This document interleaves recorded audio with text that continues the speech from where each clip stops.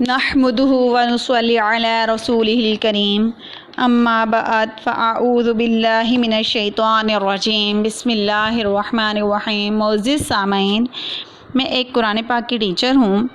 بچوں کو قرآن پاک گھر میں بھی پڑھاتی ہوں اور آن لائن بھی پڑھاتی ہوں۔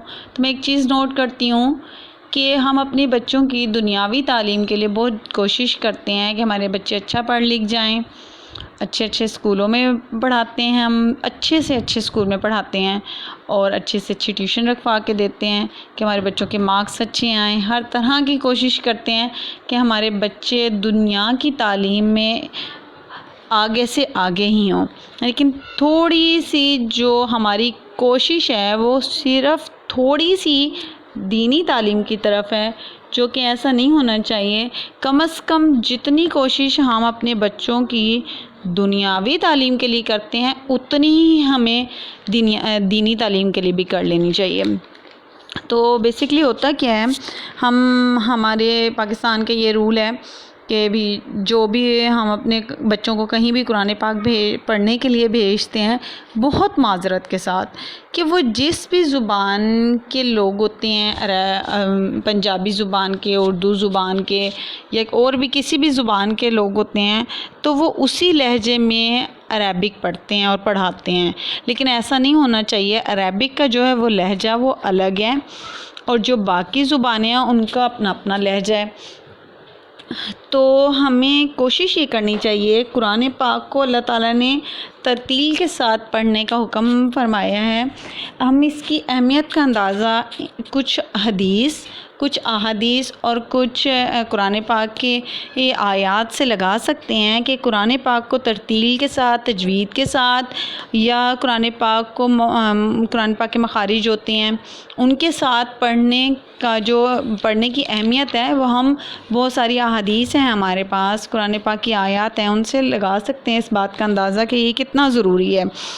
جیسے کہ اللہ تعالیٰ نے قرآن پاک میں فرمایا، اور ہم نے قرآن پاک کو واضح طور پر ترتیل کے ساتھ نازل کیا تاکہ آپ صلی اللہ علیہ وآلہ وسلم اسے لوگوں کے سامنے ترتیل سے پڑھیں۔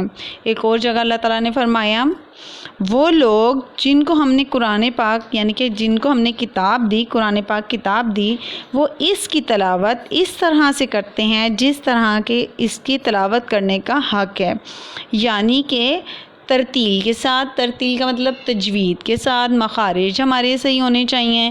مخارج اردو میں ہمارا ایسا ہوتا ہے کہ ہم کوئی بھی لفظ کہیں سے بھی ادا کر دیتے ہیں، لیکن عربک میں ایسا نہیں ہوتا۔ یہ ایک بہت وسیع زبان ہے۔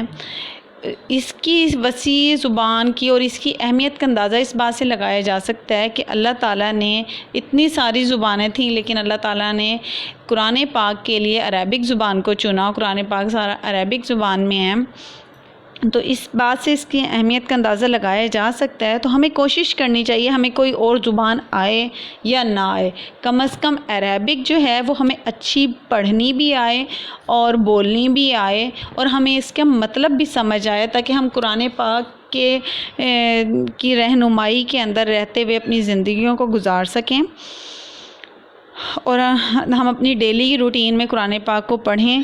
جب ہم قرآن پاک کو تجوید کے ساتھ پڑھنا سیکھیں گے، ترتیل کے ساتھ پڑھنا سیکھیں گے، تو ہماری نماز بھی بہتر ہو جائے گی۔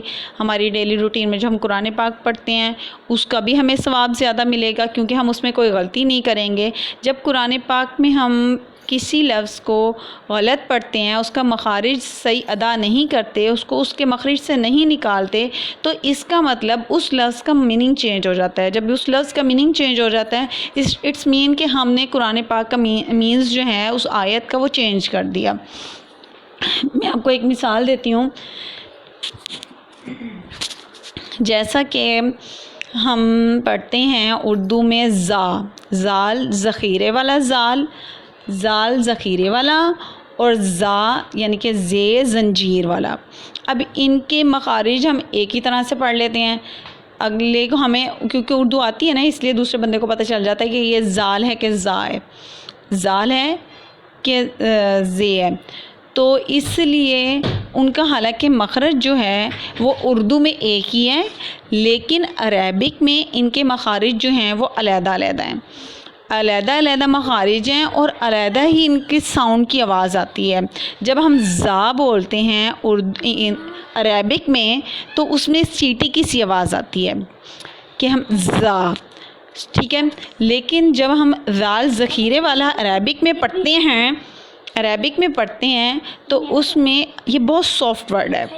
اس کو ہم نے زبان کو سامنے والے دانتوں کی نوک پر لگانا ہوتا ہے، زبان کی نوک کو سامنے والے دانتوں کی نوک پر لگانا ہوتا ہے زال، تو اس کا ساؤنڈ جو ہے وہ چینج ہو جاتا ہے. لیکن اردو زبان میں ایسا نہیں ہوتا.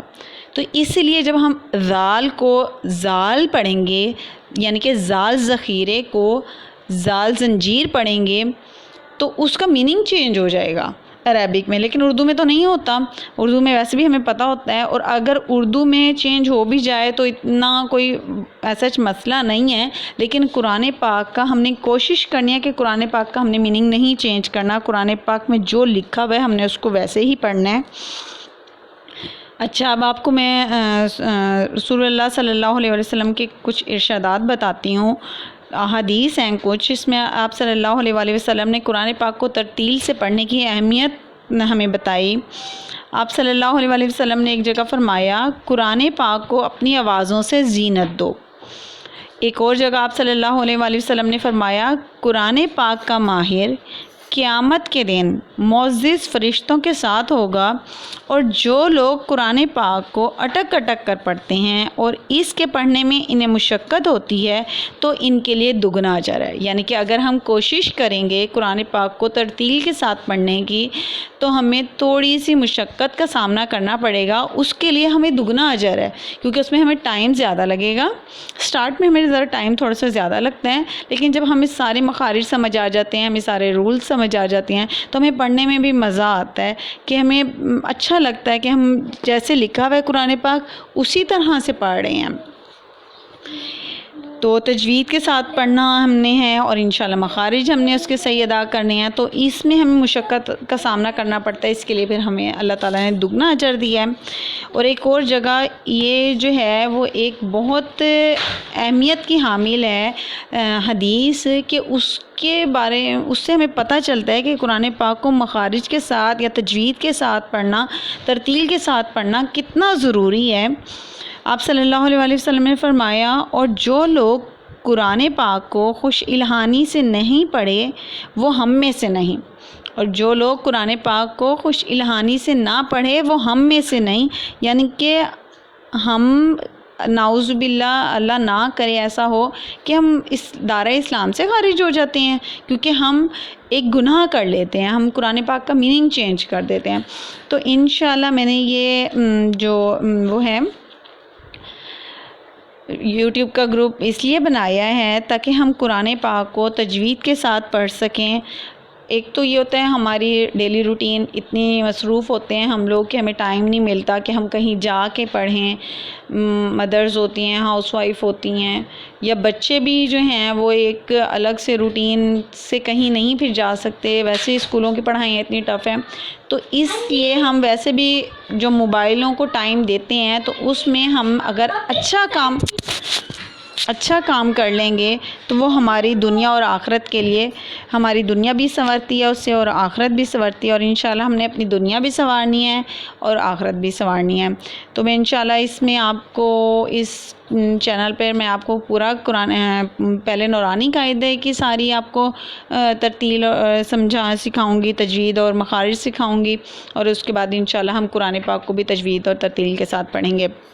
اور انشاءاللہ ہم نماز بھی اس میں پڑھیں گے اور دعائیں بھی مختلف یاد کریں گے، اور نماز اور کلمے وغیرہ بھی انشاءاللہ العزیز. السلام علیکم ورحمۃ اللہ وبرکاتہ.